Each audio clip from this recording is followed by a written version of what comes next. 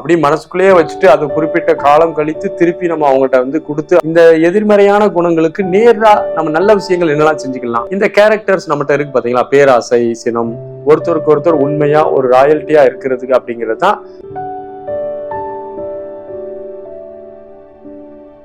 அனைவருக்கும் அன்பான வணக்கங்கள்.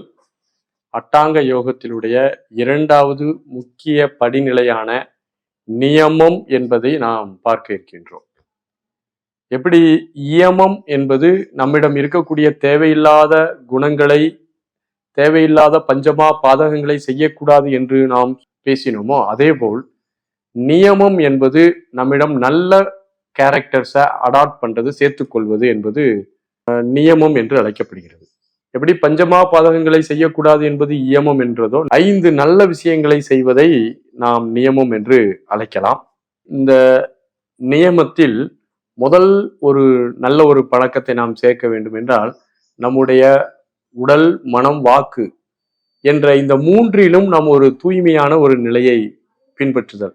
பொய் சொல்லாமல் இருக்கிறது, நல்ல விஷயங்களை பேசுறது, மற்றவர்களை நம்ம எந்த விதத்திலையும் காயப்படுத்தாமல் நாம் பேசிக்கொள்வது போன்ற நல்ல பல விஷயங்களை நாம் தொடர்ந்து செய்வது என்பது முதல் நிலைகள்ல, இந்த மனம், வாக்கு, காயம் என்ற நிலைகள்ல நம்ம ஒரு வகையான ஒரு நல்ல விஷயத்தை நம்ம பின்பற்ற வேண்டும். நம்முடைய வாழ்க்கையில அது எந்த விஷயத்துல, மனதாலும் சரி, உடலாலும் சரி, நம்முடைய வாக்கு என்று சொல்லக்கூடிய வார்த்தைகளாலும் சரி, நம்ம யாரையும் காயப்படுத்தாமல் நல்ல சொற்களை பேசுதல், நல்ல உடை, தூய்மையான உடை உடுத்துதல், உடலை தூய்மையாக பராமரித்தல், ஆரோக்கியமான ஒரு வாழ்க்கை வாழுதல் என்பது முதல்ல உள்ள ஒரு விஷயமாக சொல்லப்படுகிறது.